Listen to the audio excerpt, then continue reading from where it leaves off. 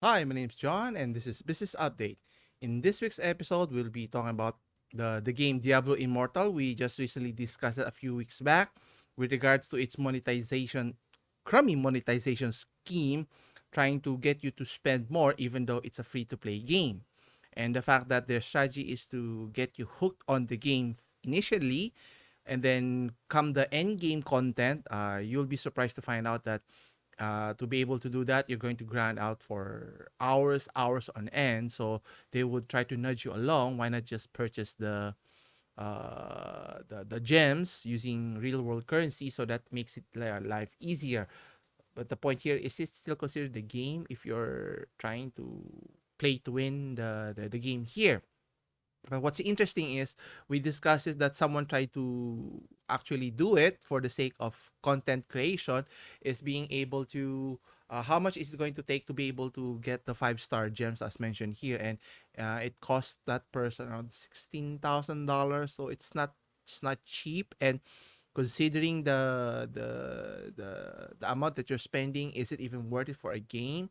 And obviously the substantial amount that they're reaping from the gamers, the gaming company like Activision is the culprit here, and sad to say, which is going to be owned by Microsoft here. Are they going to continue with this tactical scheme, which can filter onto other types of genres or other games, which is can be disastrous if you're a big gaming fan here? But anyway, in today's discussion, we'll discuss on how someone, a fan in particular, created a simulator on how to be able to replicate the loot boxes that the game is trying to do at no cost here, and to see how terrible it is and how much it's going to painfully cost you if you actually use your actual money here. So let's see here. So according to the article at gamerbraves.com, a fan has made a Diablo Immortal Rift simulator so you can wail harmlessly here. And obviously, just to focus on the mechanics here, on how accurate it is, so to simulate of how much is going to cost you in terms of getting the coveted 5-star gem here. And on a related article, we have Yongye. I've been following his channel, so do check his channel out. Uh, did try to do that and spend.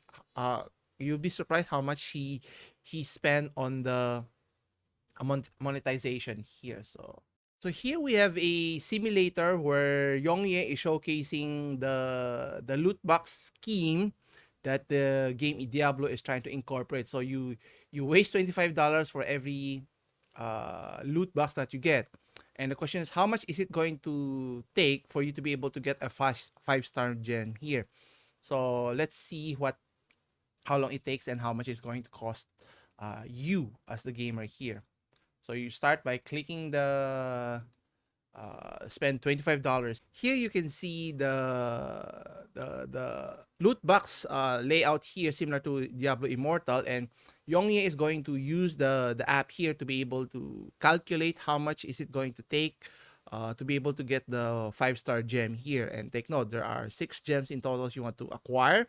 So getting one is the key here, but if you continue, how much is going to take to be able to acquire all of it here. So let's take a closer look. So anyway, I'll put the link in the description below if you want to check out his discussion here. It's kind of funny, but not so funny if you're using actual money here. So he spends $75. So you get 1 star, so not there. So you'll do it again. So you'll spend hundreds and hundreds of dollars. So let's see. So it's 150, 200, 250. So it's still not getting the desired result.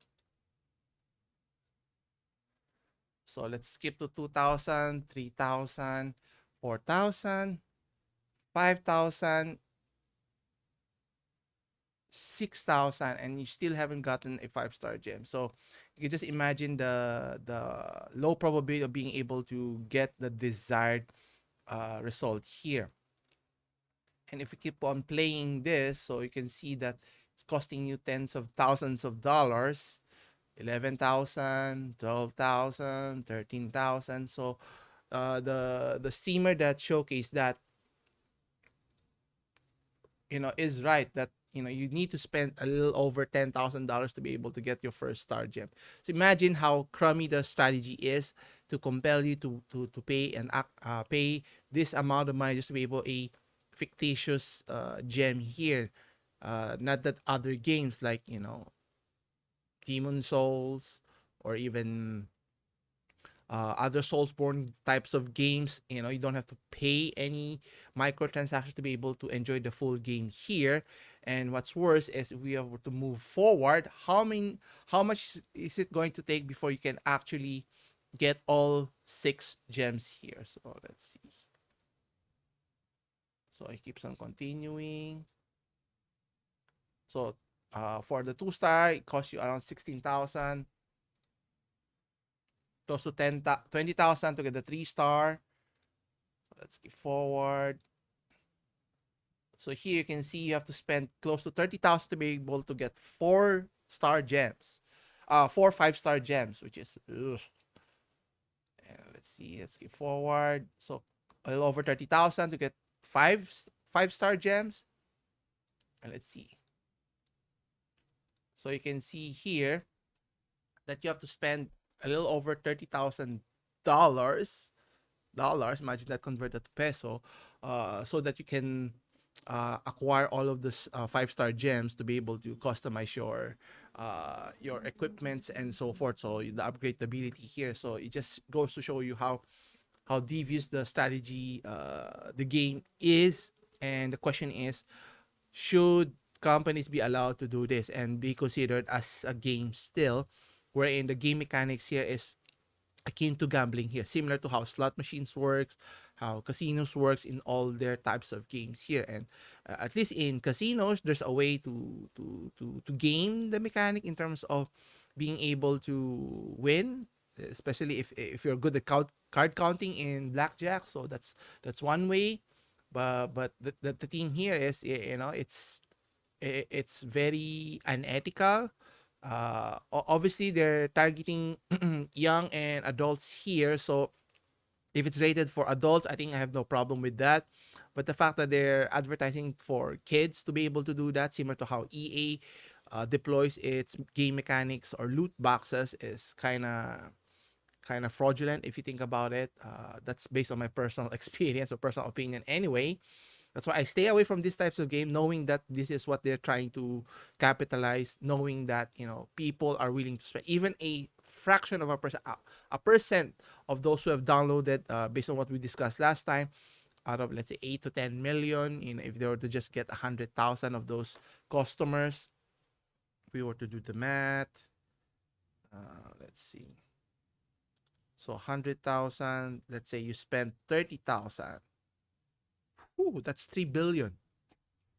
So that's how profitable it can be, capitalizing on what vulnerabilities the fan base or the unassuming gamers that they'll be hooked on for thousands of dollars here, whether I agree or not. And unless the players realize that, unless government steps in, because obviously that can have severe social ramification if this were to prosper, so to speak, unless there's a bold warning that this is not a game concept, it's more on gambling concept here. But anyway, so we'll see. It's not getting better, it's getting worse and worse as we move to the future here. Anyway, leave your comments down below whether you think what the company Activision is doing. Don't get me started with regards to their internal issues with how they treat their employees is another, and how they treat their gamers, their customers is another here. But anyway, come back again on Wednesday for more business update. Continue supporting the channel. I'll see you again in the next one. Take care.